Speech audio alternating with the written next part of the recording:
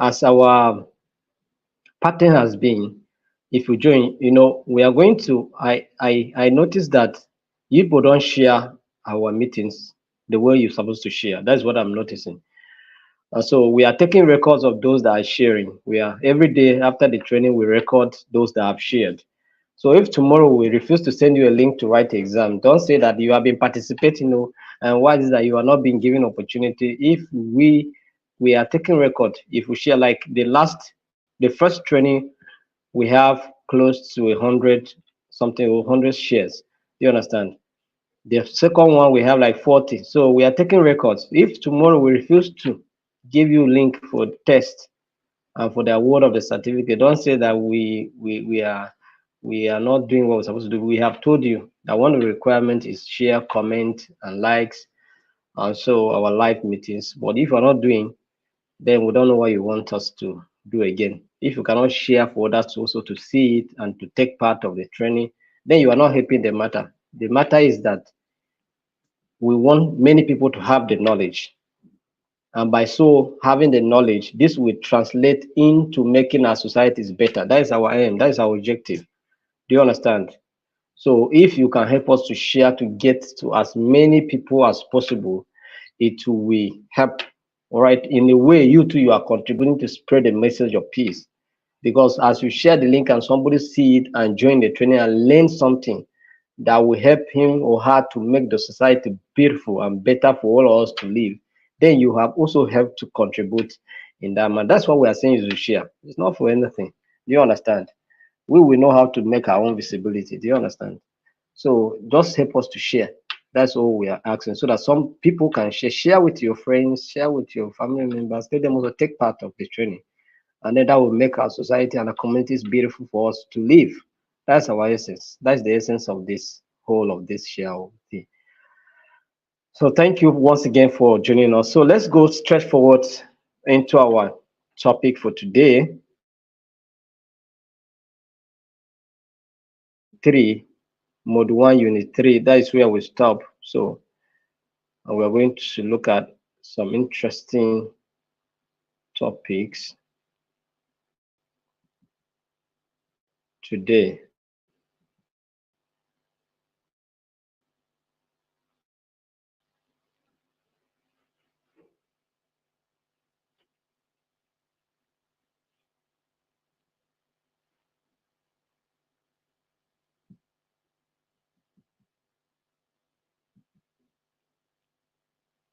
Now, what's happening here?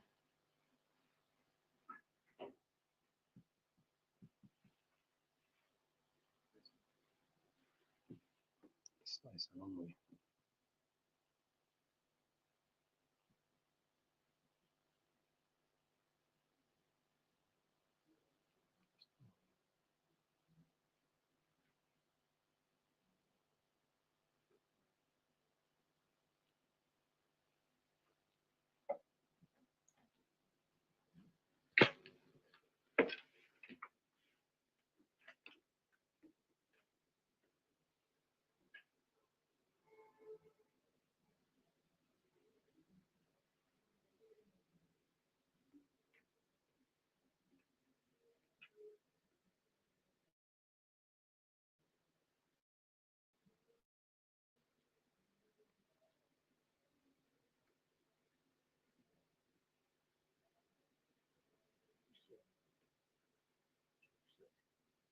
Hmm?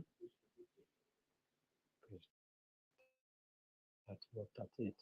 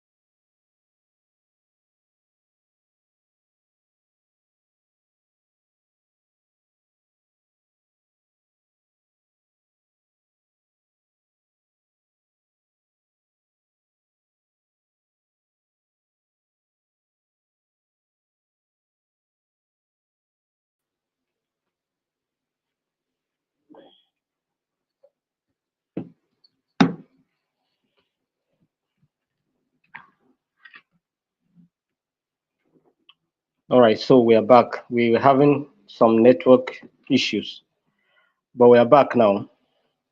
So let's continue. So today we are going to look at Unit 3, Module 1, Unit 3. This is the last unit for Module 1, I think. So we are going to look at assessing emotional intelligence. How do we assess our emotional intelligence? What are the major tools? What are the major tools out there for us to use to measure our intelligence? All right. This is some of the things that we're going to look at today, and we'll cover other topics as well. But basically, we are going to look at those tools that we can use to measure our intelligence. Do you understand? So, like I say, if you have joined us, share this meeting so that others can see. So, we are the first. There are several methods and tools available for measuring emotional intelligence. So, one of those tools that we can use to measure our emotional intelligence is 360-degree feedback survey. 360-degree feedback survey. How do you use this particular tool to measure your emotional intelligence? Okay, let's first and foremost, let's define what 360-degree feedback survey means. 360-degree feedback surveys involve collecting feedback from multiple sources, such as self-assessment, that is, you carry out self-assessment, supervisor evaluations, peer assessment, and subordinate evaluation. That is, when you are conducting 360-degree feedback survey, first and foremost, you consider different aspects of the evaluation or of the assessment. Okay, first and foremost, you can assess yourself. You can assess how emotionally intelligent you are. Do you understand? By asking certain questions and responding. Do you understand?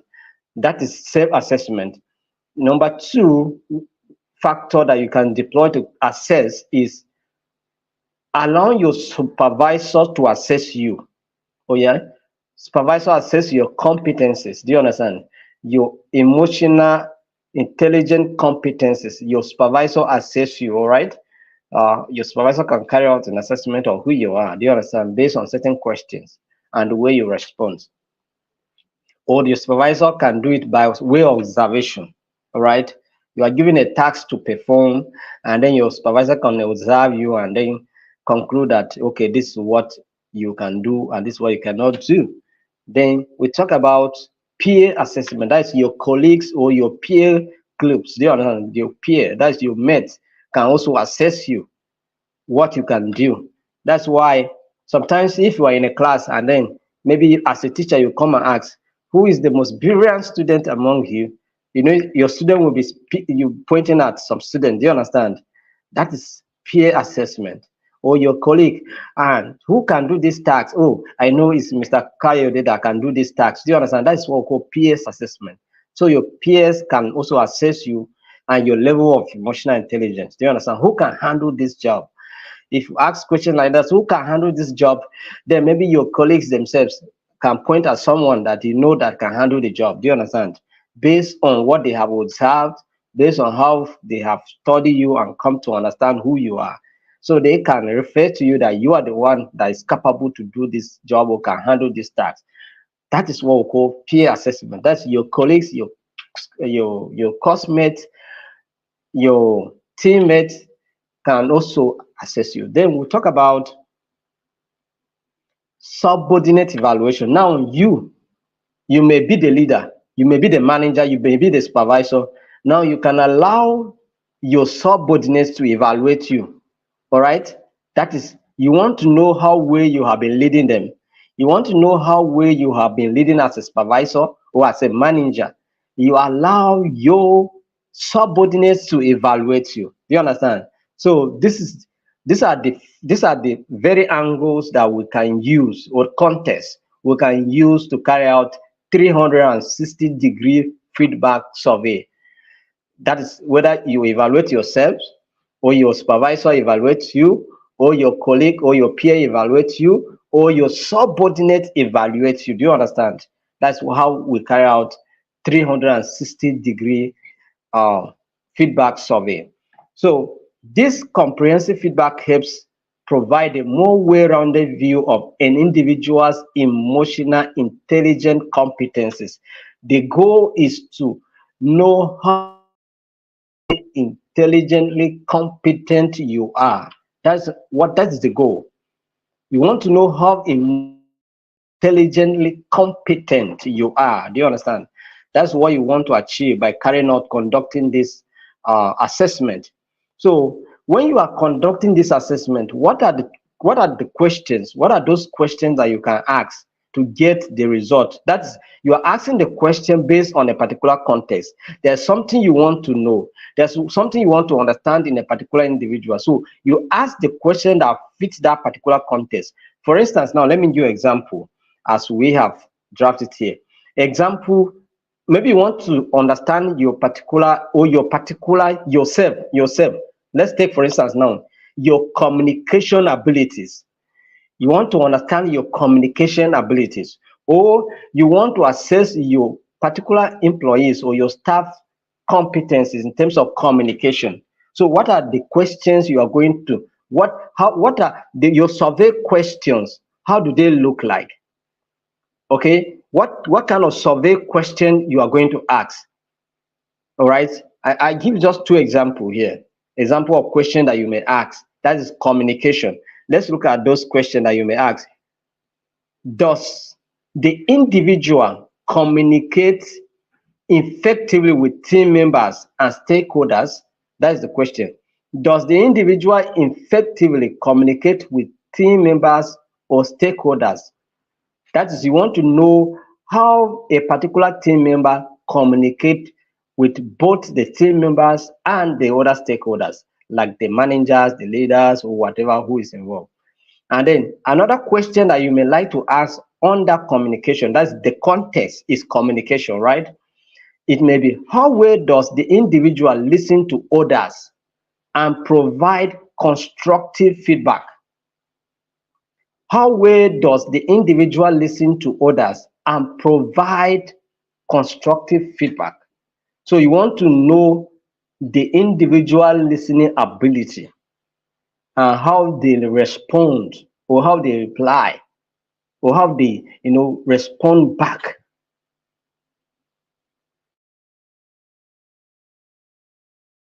So these are the kind of question you ask when you want to understand. There may be other questions that you can develop based on what you want to understand about the person's communication abilities. Do you understand?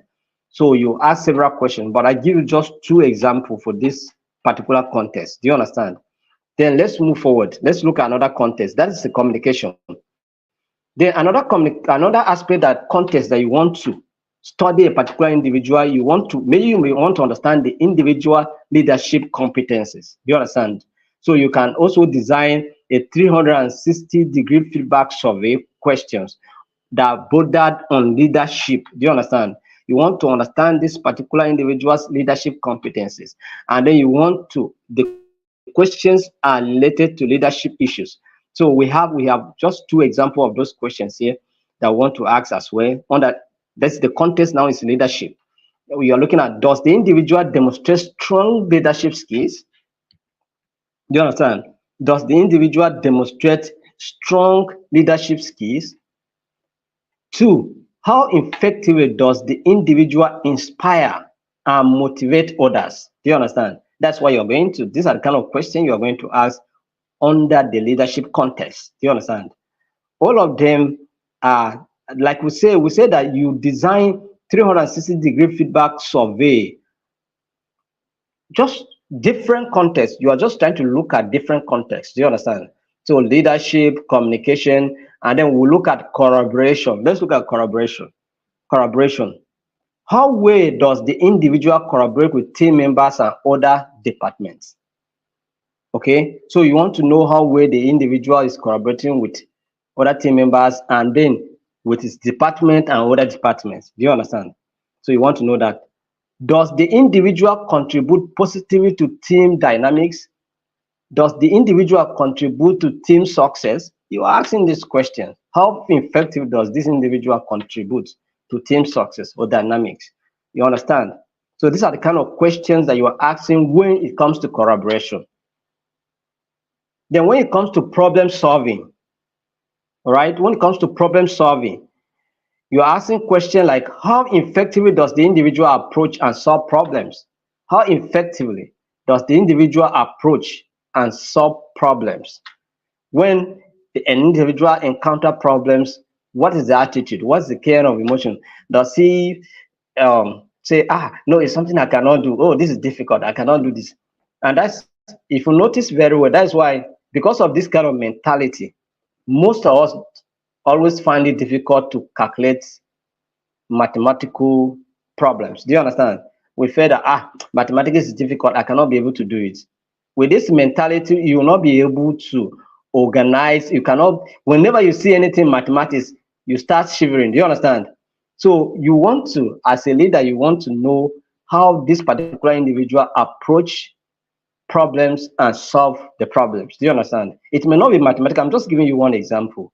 Then you look at, does the individual demonstrate critical thinking and analytical skills? That's what you're going to want. That's the individual think. When an individual faces a problem, does it take time to think critically and then respond, or they just rush in responding? Do you understand? There are some people that when they just encounter a problem, they are just destabilized. Do you understand? So one thing you want to know is the individual's emotional ability to be able to think critically and analytically in addressing a problem. That's what you want to do. So the context in problem solving, on the question is, does the individual demonstrate critical thinking and analytical skills? That's what you want to know. Then now another angle that you may come is just overall. There are so many factors. I just bring out some few to share with you, so that when you see something like this, know that this is what they're trying to achieve. You understand? Some of you may attend interview, and then you see things, question like this being asked. Do you understand? So you should not be confused. They want to test your abilities in terms of, in different contexts, to know who they are hiring. Do you understand? That's what they want to know. So then you can look at overall rating. When you talk about overall rating, how did that affect? So you can say, on a scale, this is how the question goes. When you're talking about rating, all right, you rate on a scale basis. Do you understand? On a scale of 1 to 5, how would you rate the individual's overall performance and contribution to team success? Do you understand? So this is how you rate. So when it comes to rating, you are going to do an overall. That is, you are looking at the scale. And that's why if you look at the student performance in the university, it's on a scale of 1 to 5. Do you understand? And then they rate you and give you a degree. Say you come out with 2-1 or 2-2 or first class. Do you understand? So it's a rating based on your performance. Do you understand? That's how it works. So if you are just joining us, we have said that you should share so that others can see what we are doing here and be part of what we are doing. Our goal is to see that the society is better, and that's why we are volunteering to give you this training free. So don't be so stingy to share. Share so that those who are not aware can also be aware and also learn and make our society better. That is our goal. Then let's look at, so we are done with 360-degree assessment, all right? 360-degree feedback survey. So these are the various contexts you may use. There are other contexts that you may want to know. You can also want to know about performance. You may also want to know on the level of adaptability. How do the individual respond to changes? Do you understand? There are so many factors that you may consider, but I just bring us just some of them to share with you so that you can have an idea of how these things play out. So in case you yourself are confronted with this kind of questions, you know that this is what I'm trying to achieve from you. You understand? Your emotional intelligence. abilities or competencies. Do you understand? So when you see questions like this in an interview question, in an interview session, or in your job assessment, or your in job evaluation, know that this is what they are trying to achieve from you. Do you understand? Then let's look at performance-based assessment. It's also another tool we can use to carry out what our emotional intelligence competence measurement or assessment. We want to know our abilities, our emotional intelligence abilities based on our performance, behaviors. You understand? Our performance level, our performance level. So this, how can we measure this? Performance-based assessment of emotional intelligence involve tasks, tasks that require individuals to demonstrate their emotional abilities in a stimulated or real life situation. That is, it can be a simulated situation or a real life situation. Do you understand? Like, for instance, now we say we are going to feature you in our peace clinic. That is a real life situation. You come and discuss to a larger audience. We want to see your competence, how you communicate with the larger, how to make presentations. Do you understand? So that's what we want you to come and do and build your capacity. Do you understand? So that's what we want to bring you into our studio so that you can talk to the larger audience. Okay? So by next week, we'll start featuring you. So just prepare your mind. It's not something difficult. Don't be afraid. Okay? So you can do it. You can do it. So we'll just give you a topic. We'll pre-give you a topic. You go and make your research, make findings. Just do your research. And then on your day, on the D-Day you come, we'll bring you into the studio. And maybe 4 of you will to discuss the topic that was assigned to you. Do you understand? So you give your own perspective based on your understanding. Do you understand? So it's not going to be something difficult. And then you have an uncle that may asking you questions and all of that. I may even be in the studio with you as well. Because since I'm the one taking you the course, there may be some questions I may be asking you, and I will expect you to respond. Do you understand? So things like that. So it's one way to learn. So it's a practical application of what you are learning. Do you understand? So I want to encourage you to be motivated to do it. Don't be afraid. Some of you, maybe because of this, you say, Kai, I may not do this thing again. Oh. Don't be afraid. Okay. And if truly you cannot be able to do it, let us know. But we will understand that this is a human level of intelligence, emotional ability. We have different abilities. Do you understand? We can still understand with you. So now we are talking about performance-based assessment. We say that tasks are being given so that we see how emotionally intelligent you can respond to these taxes, address these tasks, attend to these taxes. Do you understand? So what are those tasks? All right. So we say what this kind of measurement. We talked about yesterday. We talked about the Mayer-Salovey Caruso emotional intelligence test. They are the ones you have this one here. The Mayer-Salovey Caruso emotional intelligence test. Okay, is one of the tools that you can use to conduct performance-based assessment. All right, we talked about it in our previous class. So, but I'm going to give you an example, okay, on how you are going to use this tool to measure your emotions intelligence, your emotional intelligence. So what are the examples of tasks? What are examples of tasks to be considered?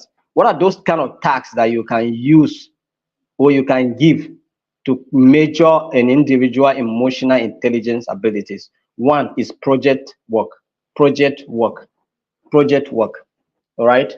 Now, for instance, now I say to you that you are going to be featured in Peace Clinic. All right. So we'll give you a topic. You go and work on it. Come to the studio and respond to questions that may be thrown to you. Do you understand? That is a task. That's a project. Do you understand? So how you respond determine how emotionally able you are. Do you understand? So let's look at project work. Individuals are assigned a project or task that stimulate real world scenarios they would encounter in their role. Okay, they are evaluated based on how well they complete the project including factors such as quality, creativity, timelines, and problem-solving abilities.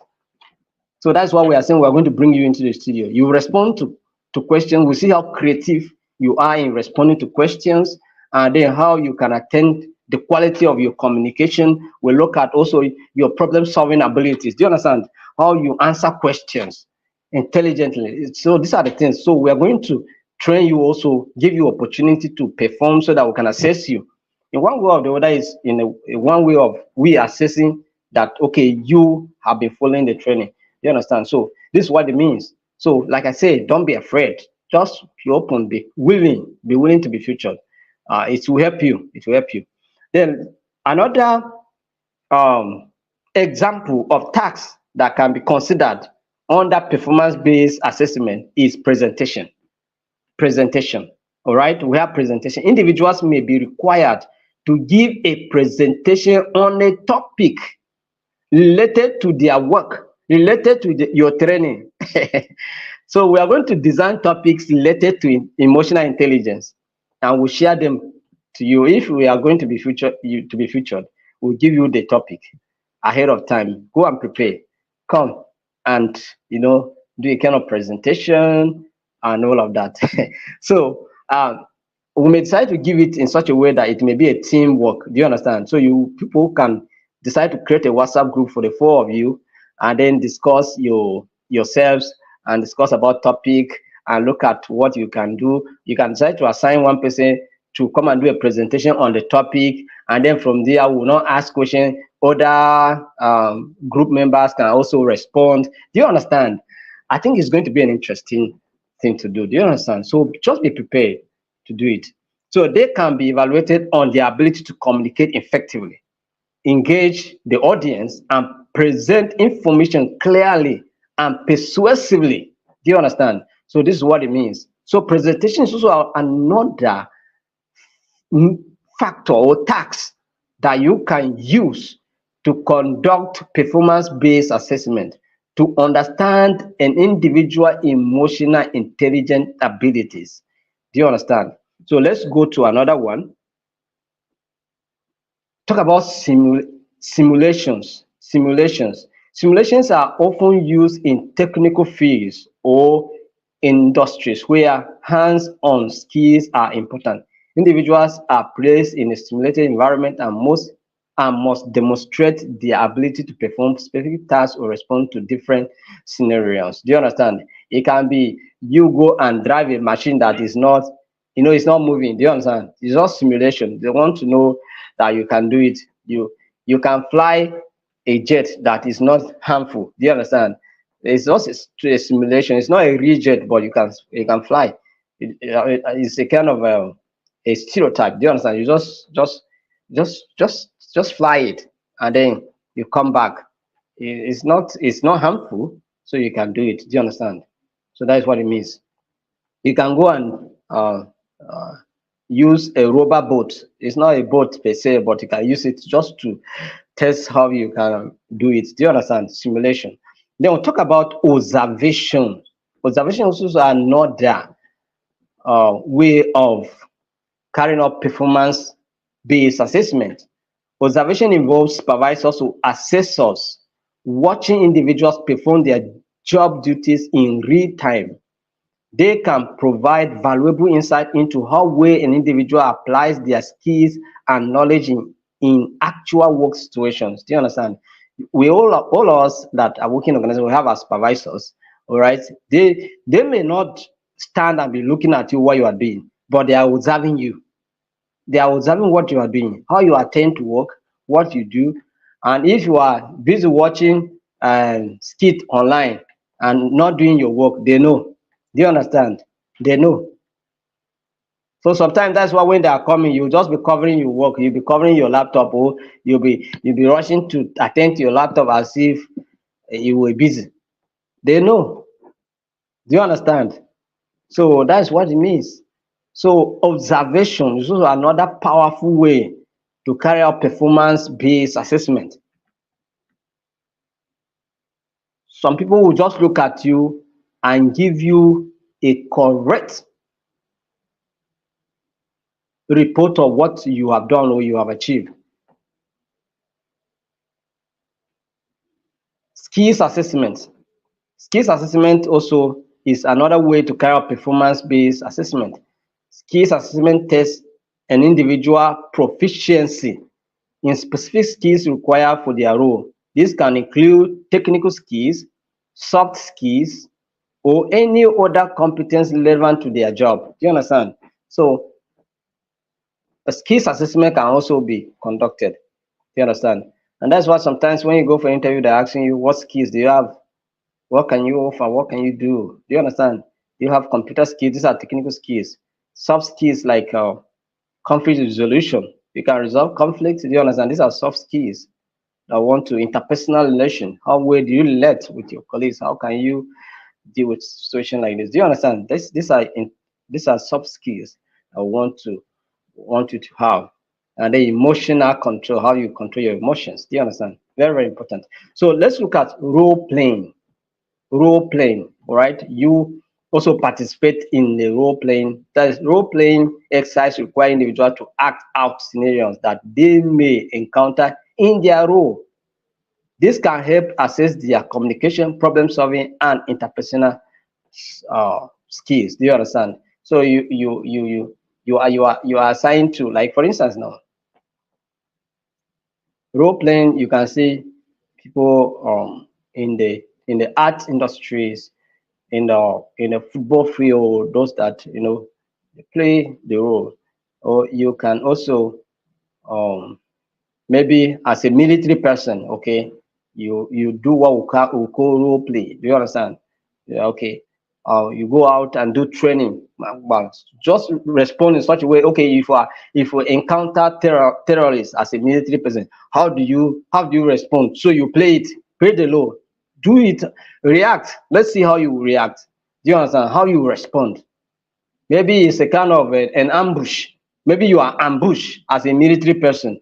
So we want to see how you respond now. You have not yet encountered a terrorist ambush yet, or criminal ambush. No, you have not encountered that. But we want to see how you can do it when you encounter the situation. That's what we call role playing. Play it. Let's see how you respond. Do you understand? That's what we want to see. So role playing is very important as well. It's one way to carry out performance-based assessment. Okay, and then let's go ahead and look at. So this is the number two. So far we have talked about um we are talking about emotional intelligence assessment. Do you understand? Intentional emotional intelligence assessment. So we have talked about two assessment tools that you can use so far. One is what? You should mention it in the comment section. And two is what? Mention it in the comment section. You understand? So let's go. Number three, we are looking at situational judgment test. Situational judgment test is the third one that we're going to look at. Situational judgment test. Situational judgment test. Situational judgment tests present individuals with hypothetical scenarios and ask them to choose the most appropriate response based on emotional intelligence principles. Situational judgment tests present individuals with hypothetical scenarios and ask them to choose the most appropriate response based on emotional intelligence principles. Now, this test measure on individuals' ability to apply emotional intelligence in practical situations. You understand? So now, I am going to be reading some scenario questions here. All right? I'm going to be reading some scenario questions, and I will expect you to answer the questions in the comment section. So what I will just read it. I'll give you there are options. So I would just want you to choose one option you think is the appropriate response to the situation. Do you understand? I will read the scenario, then read options for you. So you choose one. So when you are choosing the options, before you choose it, mention the scenario. For instance, now it's teamwork. I'm talking about teamwork. So before you mention the option, put teamwork. Answer is A, B, C, or D. Do you understand? uh So because after here, when I get home, I will look at your responses, and then I will know whether you answered it correctly or not. Do you understand? It's in one way of me to assess your ability to be able to respond to a situation like that, and then respond accurately. Do you understand? So we call it situational judgment test. What is the aim? The aim is to test an individual's ability to apply emotional intelligence in a practical situation. Do you understand? So let's look at an example of a judgmental test. Judgmental test. Judgmental test. For instance, now I'm taking scenario one. Scenario one, and it's on teamwork. Teamwork. Teamwork. I hope you are following now. Teamwork. Scenario one, teamwork. Question: you are working on a team project with tight deadlines. One of your team members is not contributing effectively to the project. What would you do? Teamwork. This is the first scenario we are going to consider: teamwork. And the scenario says you are working on a team project with tight deadlines. One of your team members is not contributing effectively to the project. What would you do? So listen to the options. So before you answer, just say teamwork and then choose either A, B, C, or D. Do you understand? So A, as a team member, you are also a team member now, and one of your team member is not contributing effectively as it's supposed to do. What will you do? Option A says talk to the team member privately to understand any issues and offer help. That is number one A. That is A. Option A. Talk to the team member privately to understand any issues and offer help. Option B says inform your supervisor about the team member's lack of contribution. B says inform your supervisor about the team member's lack of contribution. Number C says take on the additional work. That is, take on the additional work yourself to ensure the project success. Number C says take on the additional work yourself to ensure the project success. Number D says, option D says confront the team member in front of the whole team about their lack of effort. That is, confront the team member in front of the whole team about his or her lack of effort. Do you understand? So we have four options. So choose one. Before you choose, say team work.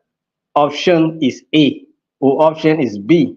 If that is, this is how what I'm going to do. Either I will talk to the team member privately to see if there are any challenges I can help, or I will report it to my supervisor, or you will take the additional task upon yourself and do the work to make sure that all you wanted is just to see the project success.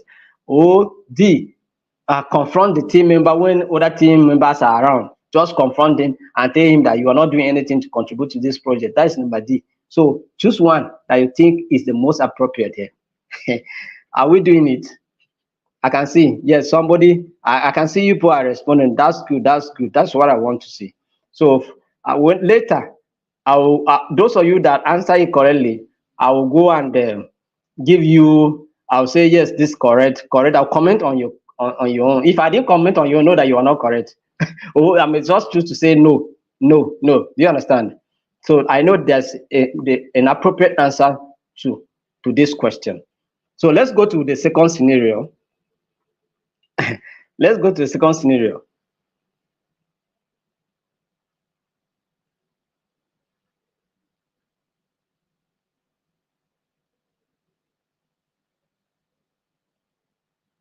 So the second scenario is about conflict resolution. The second scenario is about what? Conflict resolution. Conflict resolution.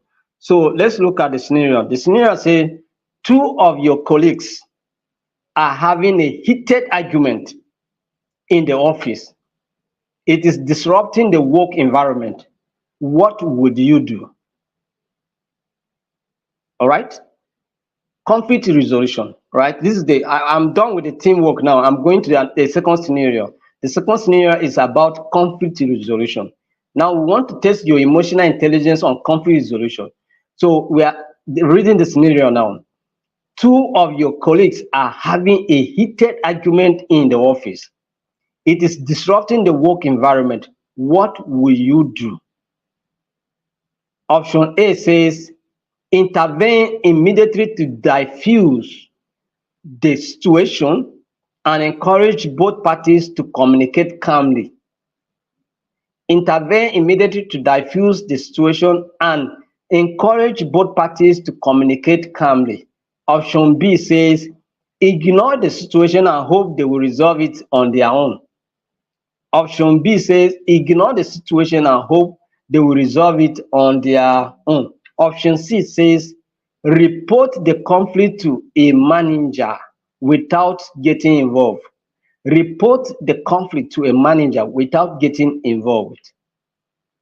Number D says, that's six. Option D says take sides and support one of the colleagues in the argument.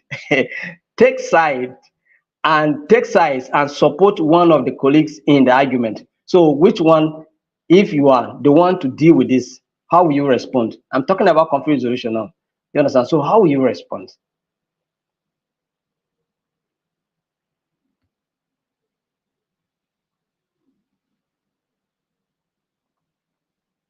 Then we are going to the next one, which is maybe the last scenario I may consider under this. Let's consider scenario again. This is the third scenario I'm giving you when you want to carry out performance situational judgment test. These are the scenarios you're going to put in place.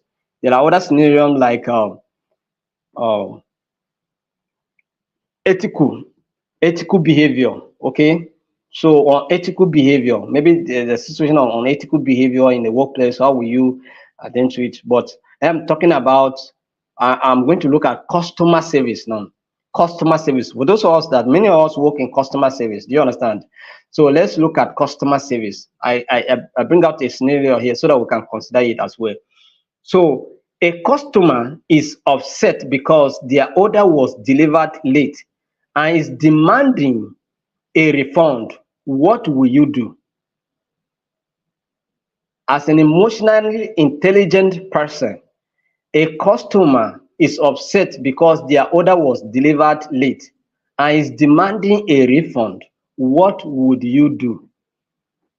Option A says apologize to the customer, offer a refund or a discount on their next order, and escalate the issue to the relevant department.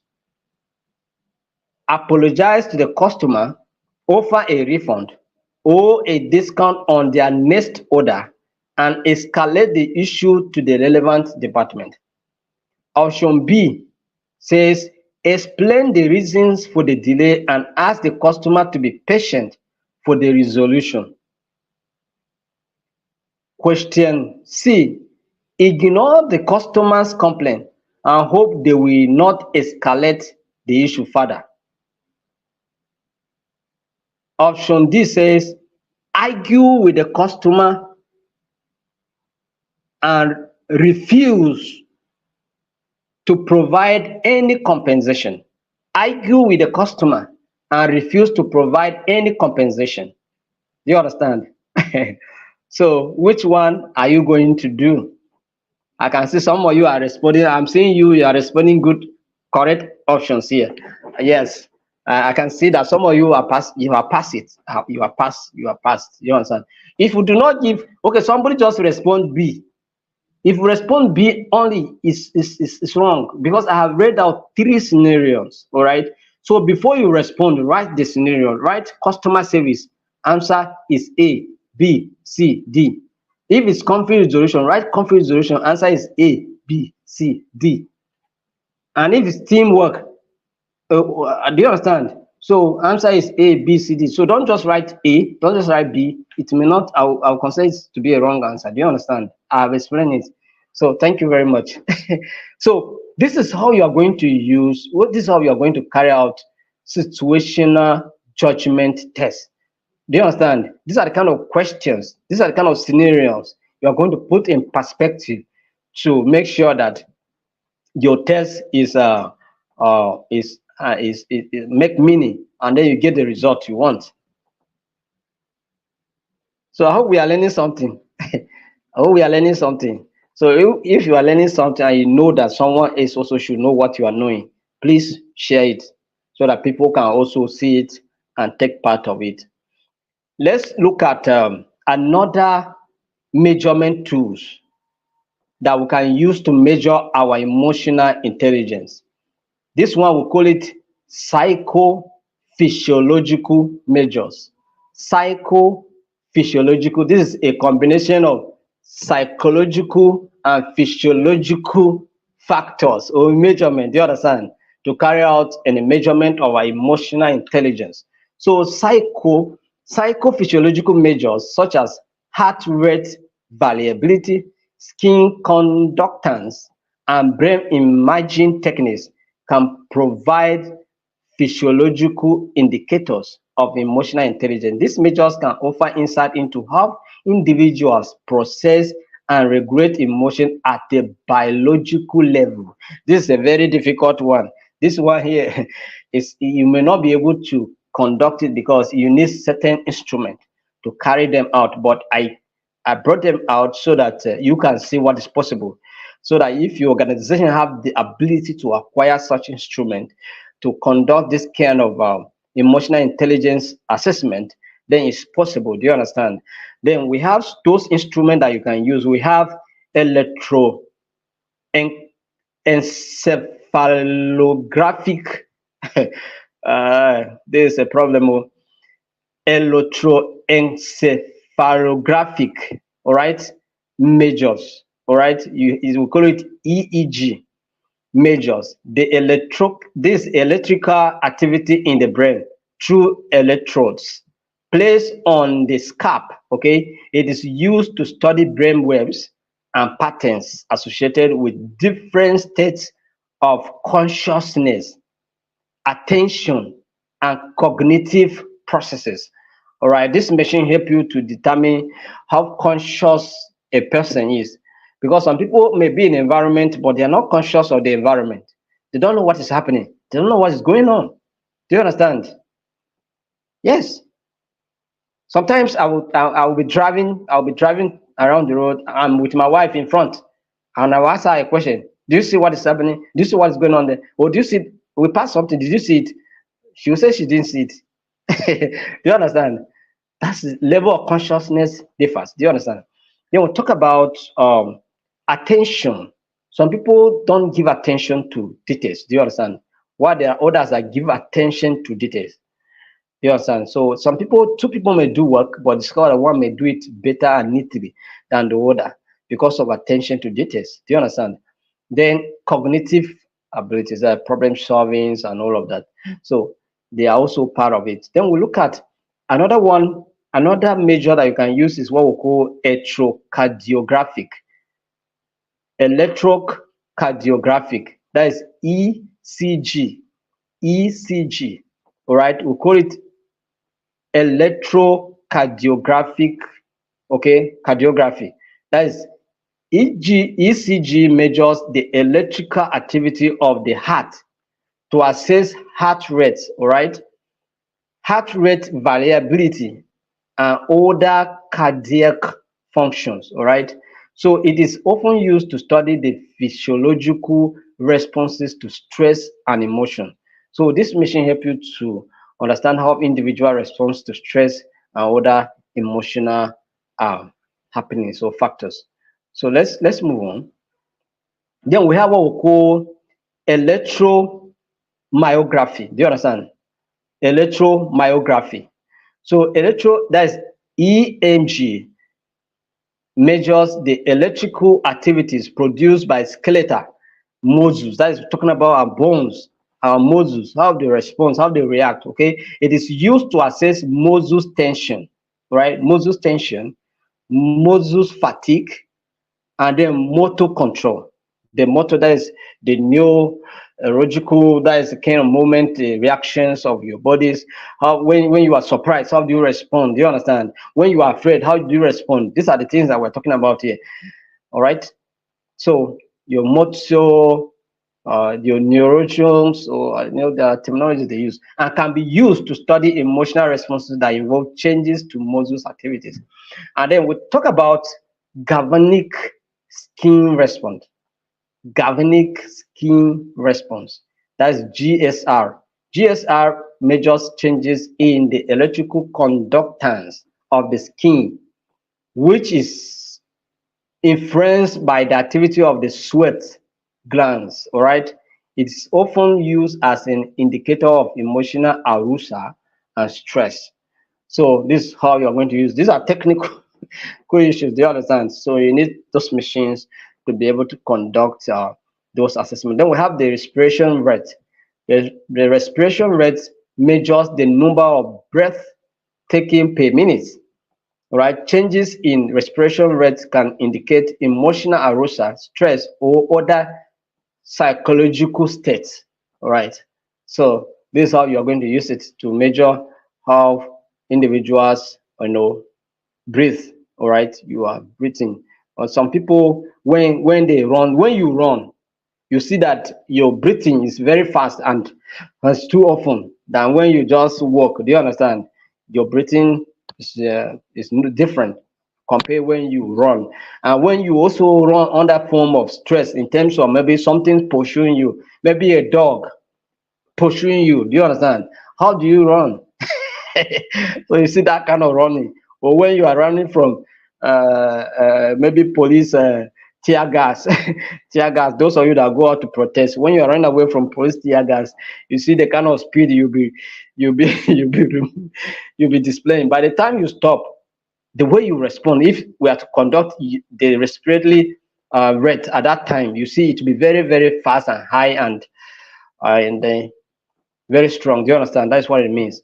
So blood pressure is also one of the way you can measure uh, emotional intelligence. So to know how far an individual, blood arteries work. Okay.